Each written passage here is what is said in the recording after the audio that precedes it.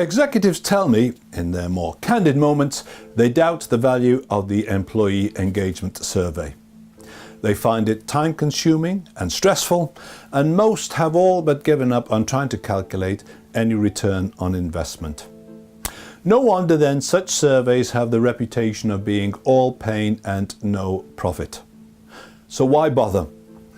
The answer lies in why we form organizations in the first place. Humans form teams and groups to solve problems they can't do as individuals. They unite around this common problem and collaborate to solve it for mutual benefit. For example, let's say I have a problem that I want to solve. Let's call that problem A. If I can solve it by myself, I will do and move on. If I can't, I'll recruit the support of another person who has the necessary skills, time and knowledge, and that introduces another problem. How well will we work with each other? Let's call that problem B. If problem B is large, we will never solve problem A.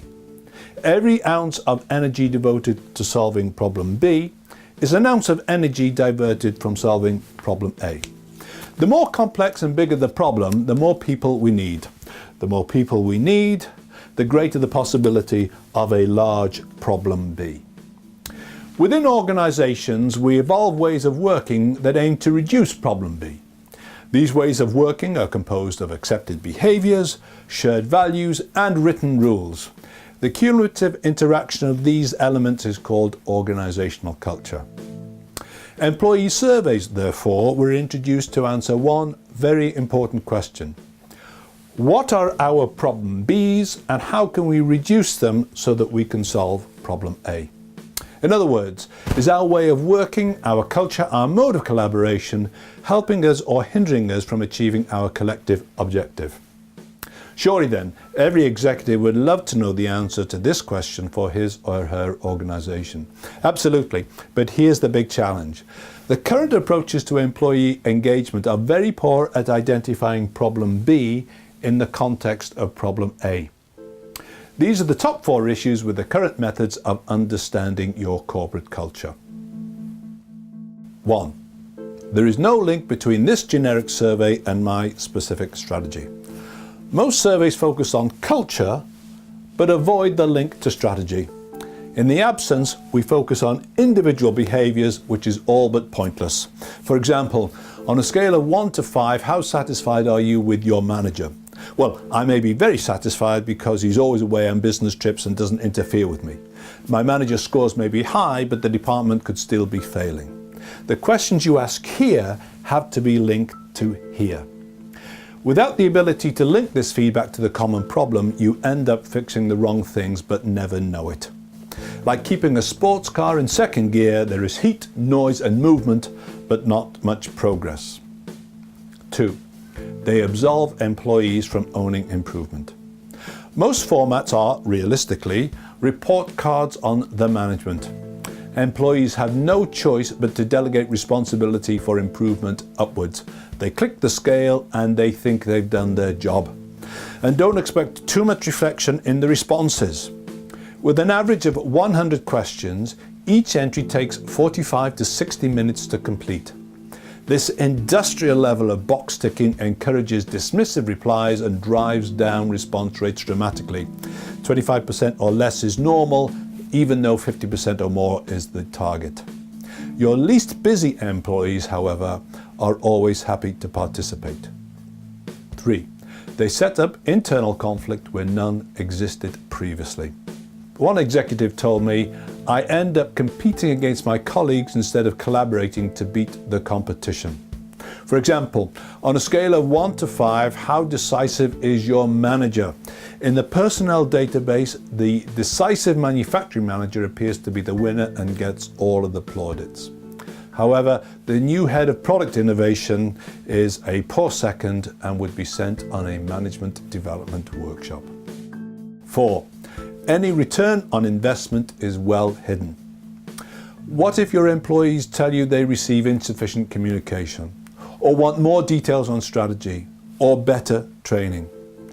So what? How does each comment tie back to explicit business improvement? How will you know which corrective actions you are taking here are having the greatest impact here. You need a method which ties culture to strategy, encourages employee engagement, measures effectiveness, and demonstrates an ROI. It also has to be quick and inexpensive, as well as being fun to use. If the old way snaps photos, we need a way of shooting movies. This is an approach that I use. Employees can participate in the survey on the web, on paper, and on a smart device. In this particular case, an employee boots up the app and responds to the prompt question.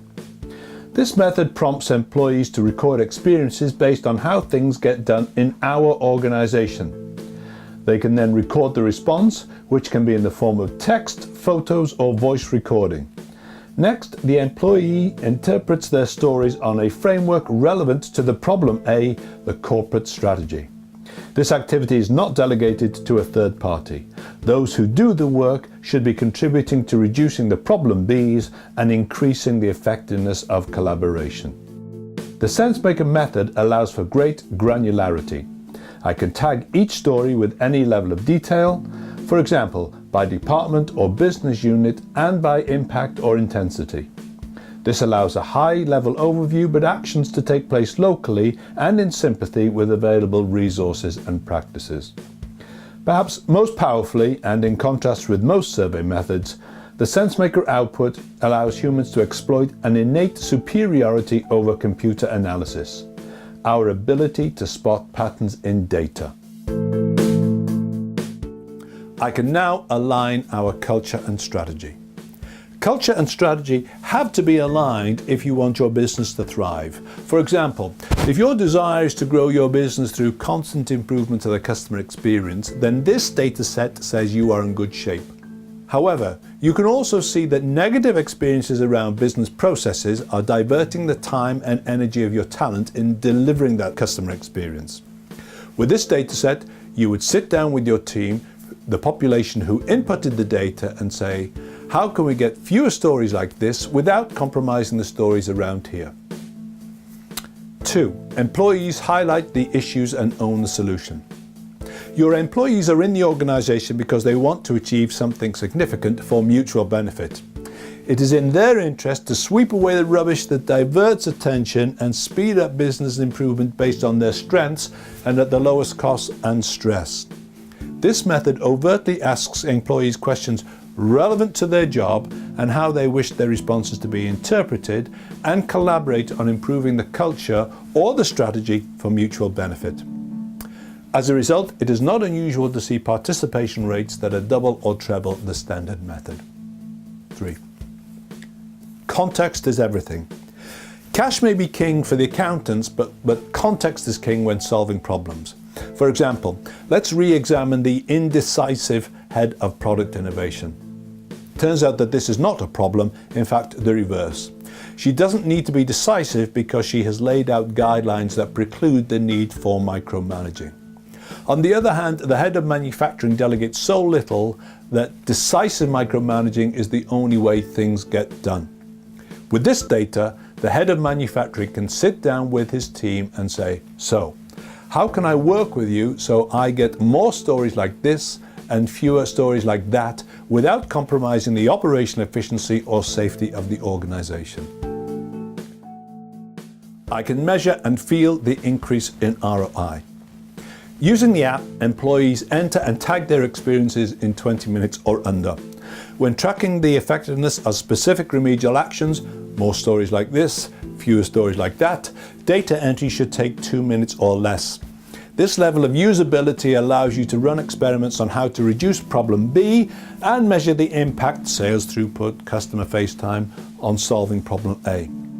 With this method, results can be viewed in minutes. Reports are available in hours. No need to wait a month for the research binder. Don't forget, we're not snapping photos, we're shooting movies. Conclusion. So remember, we're always looking for ways on how to remove barriers to collaboration, reducing problem B, in order to achieve collective goals more quickly, solving problem A, at lowest cost with the greatest mutual benefit. This method can help you deliver that.